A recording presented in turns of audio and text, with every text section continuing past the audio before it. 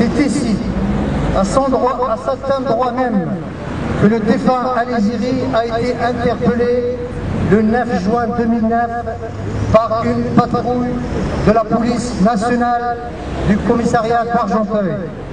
Il décède 2 jours plus tard.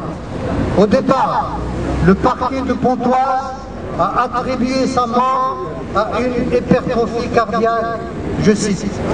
Mais quelques jours après ce drame, un collectif dénommé Vérité et Justice pour Al-Iziri s'est mis en place. La mobilisation citoyenne a permis de faire avancer ce dossier en le sauvant de l'oubli et surtout à lui donner une visibilité auprès de l'opinion publique. Pour ouvrir cette information judiciaire, le parquet s'est appuyé sur la contre-expertise du 17 juillet dernier par un collège d'experts qui a révélé l'existence de nombreux hématomes, 27 au total, dont certains ont entre 12 et 17 cm, sur tout le corps du défunt Al-Iziri. Mais la bataille lancée par le collectif n'est pas pour autant tout à fait gagnée tant que les policiers mis en cause dans cette affaire ne sont pas suspendus de leurs fonctions et tant que la justice n'a pas prononcé des sanctions proportionnelles aux faits reprochés afin que cesse le sentiment d'impunité qui banalise et encourage les violences appliquées à certaines populations.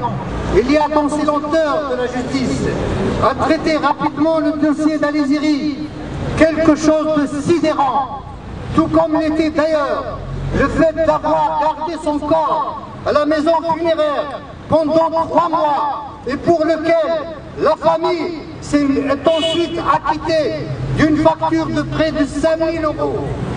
Al-Iziri a travaillé pendant 40 ans en France, dont 27 ans au sein d'une même société de transport à Paris. Il faisait partie de ces nombreux immigrés auxquels on a fait appel pendant les 30 Glorieuses pour reconstruire la France. Convaincus de la justice de notre combat, nous, membres du collectif, sommes déterminés à aller jusqu'au bout pour faire triompher la vérité et obtenir des réponses appropriées à nos revendications. Ce que nous dénonçons sans cesse, c'est les discours stigmatisants en permanence à l'égard des immigrés, c'est le discours qui encourage ce genre de dérives qui ont coûté la vie à Al-Iziri et à bien d'autres personnes. C'est un discours qui fait partie d'une politique qui occupe les vrais problèmes et fait la part belle à l'amalgame, à la xénophobie et au mélange des gens, sans discernement et sans aucune éthique ou morale. Nous l'avons vu tout récemment pendant cette campagne régionale où certains candidats sont montrés du doigt et caricaturés tout simplement parce qu'ils sont noirs ou basanés.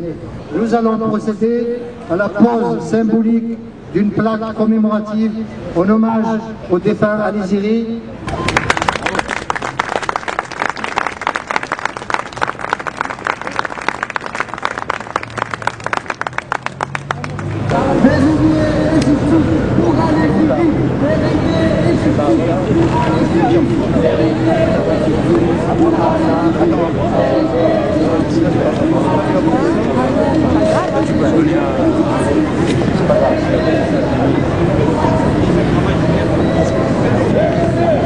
Vive pour Al-Iziri!